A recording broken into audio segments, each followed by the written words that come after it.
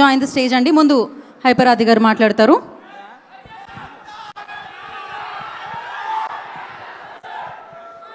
అందరు బాగున్నారండి? Thank you so much. ఈరోజు మెగాస్టార్ గారి బర్త్డే సందర్భంగా ఇక్కడ మళ్ళీ మిమ్మల్ని అందరినీ కలుసుకోవటం నిజంగా చాలా హ్యాపీగా ఉంది. ఇక్కడ 90s జనరేషన్ ఉన్నారా మొత్తం అందరూ? 90s జనరేషన్ ముఖ్యంగా ఇక్కడికి వచ్చిన పెద్దలందరికీ, బాబీ గారు, డైరెక్టర్ బాబీ గారికి, అలాగే జానీ మాస్టర్కి, అలాగే నాగేంద్ర గారు జర్నలిస్ట్ గారికి, అలాగే ఆటా సందీప్ బ్రదరు, అలాగే మన రమేష్, మొత్తం అందరికీ కూడా థ్యాంక్ యూ సో మచ్ అండి.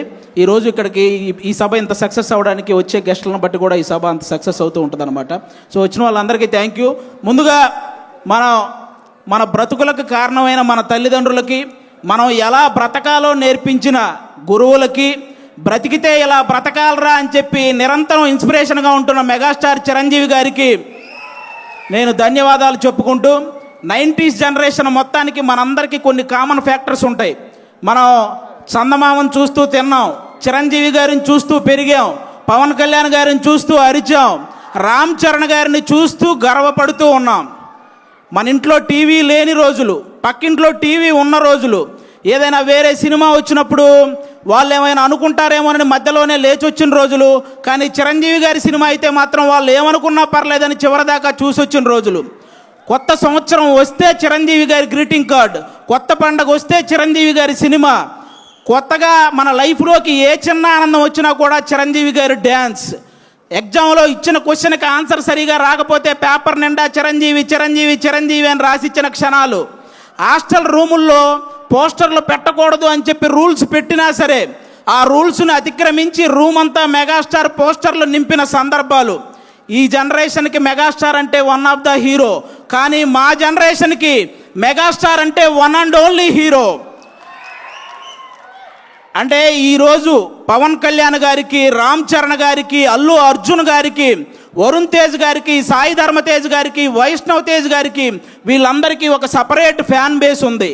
కానీ వాళ్ళందరికీ తెగిన మొట్టమొదటి టికెట్ మాత్రం మెగాస్టార్ అభిమానిదే.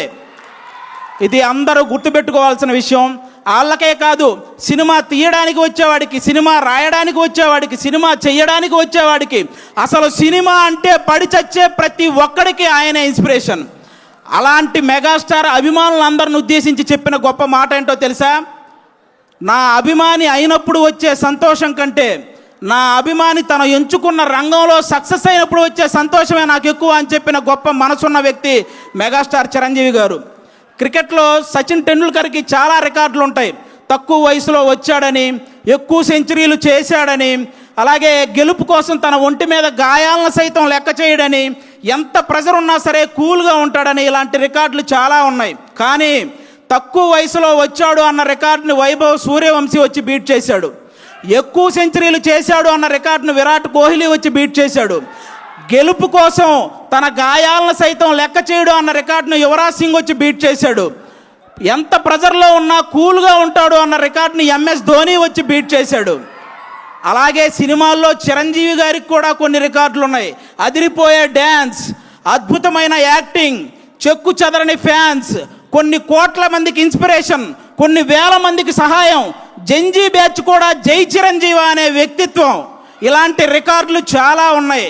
కానీ ఈ రికార్డులను మాత్రం ఇంతవరకు ఎవరు టచ్ కూడా చేయలేదు. అది అలాంటి రికార్డులు సృష్టించాడు మెగాస్టార్ చిరంజీవి గారు. చాలామంది అనుసరించారే తప్ప ఆ రికార్డులను ఎవ్వరూ బీట్ చేయలేదు. స్వయం కృషి, విజేత, ఆపద్బాంధవుడు, అలాగే మగమహారాజు, ఇవన్నీ సినిమా టైటిళ్ళు మాత్రమే కాదు. చిరంజీవి గారి జీవితం స్వయం కృషితో పైకొచ్చాడు, విజేతగా నిలిచాడు, ఆపద్బాంధవుల్లా అందరినీ ఆదుకున్నాడు, మగమహారాజులా బ్రతుకుతున్నాడు. అది మెగాస్టార్. మన అన్ని లాంగ్వేజ్ల్లో, తెలుగు, తమిళ్, మలయాళం, హిందీ, కన్నడ, అన్ని లాంగ్వేజ్ల్లో మా హీరో ఇన్ని కోట్లు కొట్టాడంటే, మా హీరో ఇన్ని కోట్లు కొట్టాడనే గొడవలు అప్పటికీ ఇప్పటికీ ఎప్పటికీ ఉంటాయి. కానీ మా హీరో ఇన్ని కోట్లు కొట్టాడని గొడవలు మాట్లాడుకునే స్థాయి నుంచి మా హీరో ఇన్ని కోట్లు పంచిపెట్టాడని విలువలు మాట్లాడుకునే స్థాయిని తీసుకొచ్చింది మొట్టమొదట మెగాస్టార్ చిరంజీవి గారు. చెన్నైలో చెన్నైలో ఆయన అవకాశాల కోసం తిరుగుతున్న రోజుల్లో ఆయన్ని అద్దంలో మొహం చూసుకోమన్నారు. ఈరోజు అద్దంలో మొహం చూసుకుంటున్న ప్రతి ఒక్కడూ నేను చిరంజీవి గారిలా స్టైల్గా ఉన్నానా, చిరంజీవి గారిలా అందంగా ఉన్నానా అనుకునే స్థాయికి ఆయన ఎదిగాడు. That is megastar. మెగాస్టార్ గారి గురించి నేను చెప్పడం కాదు, గొప్ప గొప్ప వ్యక్తులు ఎంతోమంది ఆయన గురించి చెప్పారు. అన్ని లాంగ్వేజుల్లో 40,000కు పైగా సాంగ్స్ పాడిన నంబర్ 1 పొజిషన్లో ఉన్న ఎస్పి బాలసుబ్రహ్మణ్యం గారు ఆయన గురించి చెప్పిన మాట ఏంటో తెలుసా? నేను పాడిన పాటకి అద్భుతమైన గ్రేస్ని యాడ్ చేసే ఏకైక స్టార్ మెగాస్టార్ అని. ఈరోజు పాటల రచయితలందరికీ గురువుగా ఉన్నటువంటి వేటూరి సుందరరామూర్తి గారు చెప్పిన మాట ఏంటో తెలుసా?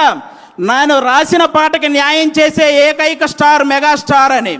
రజనీకాంత్ గారికి, కమల్ హాసన్ గారికి ఒక గుర్తింపునిచ్చి గుర్తుండిపోయే సినిమాలను ఇచ్చిన కె బాలచంద్ర గారు చెప్పిన మాట ఏంటో తెలుసా? Rajinikanth plus Kamal Haasan is equal to megastar. ఇది మీరందరూ గుర్తుపెట్టుకోవాలి. అంతేకాదు సినిమా ప్రపంచానికే పెద్ద అయినటువంటి అమితాబ్ బచ్చన్ గారు చెప్పిన మాట ఏంటో తెలుసా? King of Indian cinema is megastar. ఈరోజు ప్రపంచవ్యాప్తంగా అందరూ ఎదురు చూస్తున్నారు వారణాసి గురించి. అది చేస్తున్న సూపర్ స్టార్ మహేష్ బాబు గారిని మీకు తెలుగులో కృష్ణ గారు కాకుండా నచ్చిన హీరో ఎవరైనా అడిగితే ఆయన చెప్పిన మాట ఏంటో తెలుసా? మెగాస్టార్. ఆల్రెడీ ప్రపంచవ్యాప్తంగా విస్తరించిన బాహుబలితో మన రెబల్ స్టార్ ప్రభాస్ గారు మీకు కృష్ణరాజు గారు కాకుండా తెలుగులో మీకు నచ్చిన హీరో ఎవరైనా అడిగితే ఆయన చెప్పిన మాట మెగాస్టార్.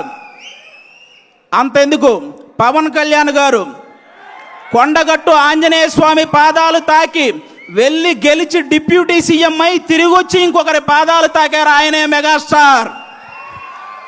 ఇలా తోపులందరూ కలిసి డిసైడ్ చేసిన తోపే మెగాస్టార్. కాబట్టి ఆయన స్థాయిని ఎవ్వరూ తగ్గించలేరు, ఎవరి వల్ల కాదు. ఇక హెల్పింగ్ నేచర్ విషయానికి వస్తే, కరోనా టైంలో కరోనా క్రైసిస్ చారిటీ అనే ఒక కార్యక్రమాన్ని ముందుకు తీసుకొచ్చి సినిమా కార్మికులందరికీ నిత్యావసర వస్తువులు అందేలా చేయడంలో కానీ, అపోలో నుంచి కరోనా మెడిసిన్ అందేలా చేయడంలో కానీ, ఫ్రీ వ్యాక్సిన్ అందేలా చేయడంలో కానీ, ఈ హెల్పింగ్ నేచర్ ఇప్పటిది కాదు. మనం ఏదైనా ఒక స్థాయికి వచ్చినప్పుడు మన తోటి స్నేహితులను మర్చిపోకూడదని ఆ రోజు తన తోటి స్నేహితులైనటువంటి తోటి ఆర్టిస్టులైనటువంటి సుధాకర్ గారిని, హరిప్రసాద్ గారికి, నారాయణరావు గారికి వాళ్ళ ముగ్గురిని ప్రొడ్యూసర్లు చేసి ఎముడుకు మొగుడు అనే ఒక సినిమా చేసి పెట్టాడు వాళ్ళ కోసం, స్నేహితుల కోసం. అప్పటి నుంచే ఉంది హెల్పింగ్ నేచర్, ఇప్పుడు కాదు. హెల్పింగ్ నేచర్ అంటే రీసెంట్గా గబ్బర్ సింగ్ సినిమాలో ఒక ఆర్టిస్ట్కి దురదృష్టవశాత్తు బ్రెయిన్ స్ట్రోక్ వస్తే ఫస్ట్ నాగబాబు గారు వాళ్ళకు 2 లక్షలు పంపించారు. చిరంజీవి గారు ఇంటికి పిలిచి చెక్ ఇచ్చారు. పవన్ కళ్యాణ్ గారు వాళ్ళని బాగా చూసుకోండి, మొత్తం నేను చూసుకుంటానని కాల్ చేసి హాస్పిటల్కి చెప్పారు. ఇలాంటి వ్యక్తుల గురించి, మా నాన్నగారికి సర్జరీ అయ్యి హాస్పిటల్లో ఉంటే మా చుట్టాలు కూడా ఒకరోజే వచ్చి వెళ్ళారు, కానీ నాగబాబు గారు మా నాన్నగారు హాస్పిటల్లో ఉన్న ప్రతిరోజు వచ్చి వెళ్ళారు. అలాంటి వ్యక్తుల గురించి, వ్యక్తిత్వాల గురించి ఎంత చెప్పినా తక్కువే. దానం చేయటంలో చిరంజీవి గారిది కర్ణుడు మనస్తత్వం అయితే సురేఖమ్మ గారిది డొక్కా సీతమ్మ గారి మనస్తత్వం. ఆవిడ చేత్తో ఎంతమందికి పెట్టిందో, ఆవిడ చెప్పి ఎంతమందికి సహాయం చేసేలా చేసిందో.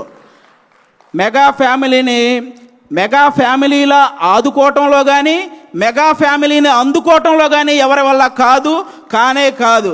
ఇంకా అంతేకాదు, చిన్న చిన్న సినిమాలని, ఎన్ని సినిమాలు, కమిటీ కుర్రోళ్ళని, కోర్ట్ అని, అలాగే బలగం అని, ఇలాంటి సినిమాలు హిట్ అయిన ప్రతిసారి వాళ్ళందరినీ టీముని ఇంటికి పిలిపించి వాళ్ళని సన్మానించి నెక్స్ట్ రాబోయే తరాలు మనం హిట్ కొడితే చిరంజీవి గారు ఇంటికి పిలిచేంత హిట్ కొట్టాలరా అని వాళ్ళందరికీ ఒక బూస్టప్ ఇచ్చిన స్టార్ మెగాస్టార్.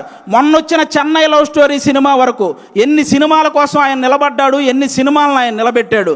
అంతేకాదు, అర్జున్ సురవరం అనే ఒక మూవీ రిలీజ్కి ఇబ్బంది పడుతుంటే, రిలీజ్ పోస్ట్పోన్ అవుతూ వస్తుంటే, ఆ సినిమాకి మళ్ళీ ఎవరైనా వస్తారా అన్న సంక్షోభంలో ఉంటే ఆ రోజు ఆ సినిమాకి, ఆ హీరోకి వెళ్ళి నిలబడిన వ్యక్తి మెగాస్టార్ చిరంజీవి గారు. అది ఎంత బూస్ట్ ఇచ్చారో మీ అందరికీ తెలుసు.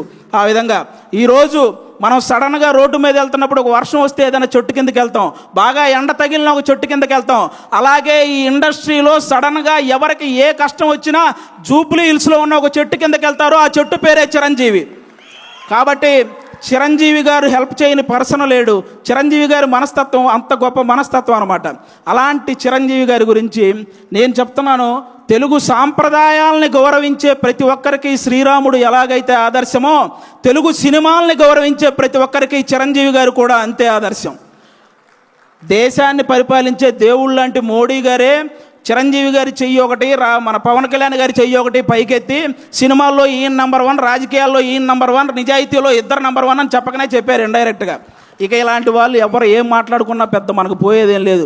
నాకు బాధ కలిగించే విషయం ఏంటంటే రీసెంట్గా ఒక 1 మంత్ నుంచి చిరంజీవి గారిని తొక్కేశాడు అనే ఒక రాంగ్ కంటెంట్ని ఇన్స్టాగ్రామ్ నుంచి అదంతా పోస్ట్ చేస్తున్నారు. ఇది నాకు ఇప్పుడు నేను చెప్తున్నా, అవును చిరంజీవి గారు తొక్కేశారు.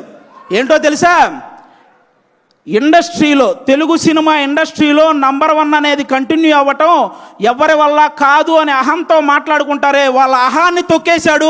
30 సంవత్సరాలు కంటిన్యూగా నంబర్ 1గా ఉన్నాడు. పెద్ద పెద్ద సినిమాలు, పెద్ద పెద్ద కలెక్షన్లు బాలీవుడ్లోనే ఉంటాయి, అది టాలీవుడ్లో సాధ్యం కాదని ఊహల్లో బ్రతికారు చూసావా, ఆ ఊహల్ని తొక్కేశాడు. తెలుగు సినిమాకి అలాంటి కలెక్షన్లు రప్పించి చూపించాడు. అలాగే డ్యాన్స్ అంటే నడవటం, హీరోయిన్ చుట్టూ తిరగటం అని అన్ని లాంగ్వేజ్ వాళ్ళు ఒక భ్రమల్లో బతుకుతుంటే ఆ భ్రమల్ని తొక్కేశాడు. డ్యాన్స్ అంటే ఏంటో చూపించాడు, ఇండియన్ సినిమాని ఏలాడు. అలాగే హీరో అంటే డబ్బులు సంపాదించుకుంటారు, దాచుకుంటారు, బంగ్లాలు కట్టుకుంటారని రాంగ్ మైండ్ సెట్తో ఉండే వాళ్ళ మైండ్ సెట్ని తొక్కేశాడు. సహాయ కార్యక్రమాలు చేపట్టాడు, కొన్ని వేల మందికి సహాయం చేశాడు. చాలామంది తండ్రి సక్సెస్ అయితే కొడుకు సక్సెస్ అవ్వడం జరగదు, అది ఎక్కడో రేరుగా జరుగుతుంటాయి అనుకున్న వాళ్ళ ఆలోచనల్ని తొక్కేశాడు. ఈరోజు కొడుకుని తండ్రిని మించిన వాడిగా తయారు చేశాడు. ఇలా ఎవరైతే నెగిటివ్ మైండ్ సెట్తో ఉంటారో వాళ్ళ అహాన్ని, వాళ్ళ భ్రమల్ని అవన్నీ తొక్కుకుంటూ అగ్ర శిఖరంలో కూర్చున్న స్టార్, మెగాస్టార్. అలాంటి మెగాస్టార్ గారి గురించి మీలాంటి వాళ్ళు ట్రోల్ చేస్తే మీరు నవ్వులు పాలవుతారు, కానీ ఆయన సాయంత్రం పూట సరదాగా కట్టుకు తిరిగే లుంగి పంచ అంచు కూడా కదలదు. ఇది రాసుకోండి. చిరంజీవి గారిని అంత తక్కువ అంచనా వేయకండి. ఎవరు కూడా ఇలాంటివి మానుకుంటే చాలా మంచిదని నేను మనస్ఫూర్తిగా, ఇన్ని గొప్ప కార్యక్రమాలు, ఇన్ని గొప్ప లక్షణాలు ఉన్న చిరంజీవి గారి మీద ఇంకా ఏదో కావాలని ఆయన మీద పడి ఆడవటం స్పైడర్ మ్యాన్ సినిమాలో ఐటమ్ సాంగ్ లేదని ఏడ్చినట్టే ఉంటుంది. కాబట్టి ఇంకా ఏడవటం మానేయండి. సినిమా ఇండస్ట్రీకి 100 సంవత్సరాలు వచ్చినా, చిరంజీవి గారికి 100 సంవత్సరాలు వచ్చినా సింహాసనం మీద కూర్చునే అర్హత అక్కడ ఆ ఇంద్రుడిది, ఇక్కడ ఈ ఇంద్రసేనుడిది. ఒకటే లైఫ్ బ్రదర్, అనుకున్నవన్నీ చెప్పేయాలి, అనిపించినవన్నీ చేసేయాలి. మెగాస్టారు, పవర్ స్టార్ ఫ్యాన్లుగా పుడతామా ఏంటి మళ్ళీ? థ్యాంక్ యూ సో మచ్ అందరికీ. Thank you. Oh my God, thank you Aadi గారు, thank you so much. So నాకు తెలిసి వీరశంకర్